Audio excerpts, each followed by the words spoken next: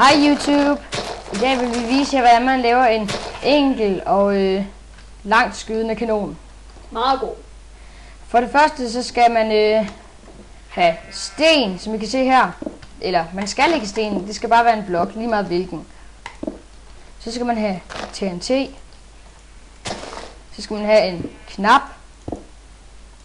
Så skal man have redstone, som I kan se her. Så skal man have, jeg smadrer lige det her.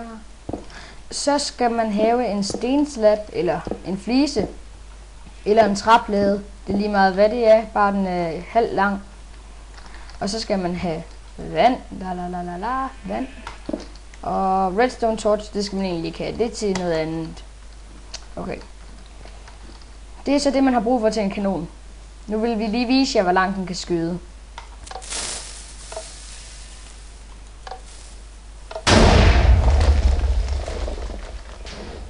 Den røg ret langt. Den fløj over her til det her. Så det er deroverfra til her. Så det er jo ret langt, som I kan se. Okay. Nu viser vi jer så, hvordan man bygger den. Okay? Man skal have 8 bloks i længden her. 8 bloks lang skal den være. Så skal man også sætte dem der. Sætte 3 hen af her. Og så lægger man en lige så lang derhenne og sætter den sammen der. Så det bliver til en kæmpe lang firkant. Så dækker du halvdelen af firkanten. Okay. Når du har dækket halvdelen af firkanten, så lægger du de her 2 og så en flise i midten som et slags sigtekorn. Bagefter det så placerer du noget vand her. Og så kan du lægge TNT. Når du har lagt TNT'en der, så sætter du en knap i den her ende og en knap i den her ende. Så sætter man en redstone, som Johannes allerede har gjort her, derhen fra, helt op til toppen af den, så den kan tænde TNT'en. Og så noget andet redstone fra den anden knap, hen til at tænde alle dem der. Så, ja. Jeg tænder den her, du tænder den anden. Fint nok. 3, 2, vent 2 sekunder, jeg skal lige tænde den.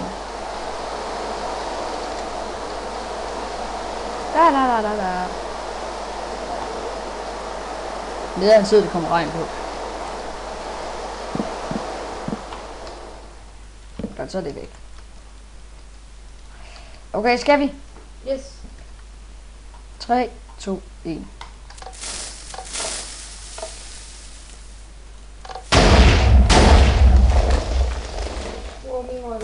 Min røg endnu længere. Nå, hej. Skal I ved? Ja. Yeah.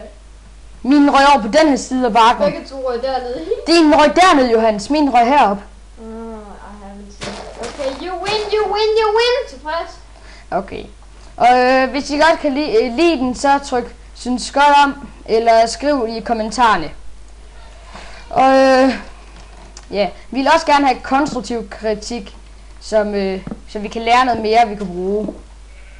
Så tak for at kigge, og håber I kunne lide videoen. Hvis der kommer nok seere, så vil vi også vise, hvordan man laver en elevator. Og meget andet. Ja, måske et fyrtårn sådan noget. Hej!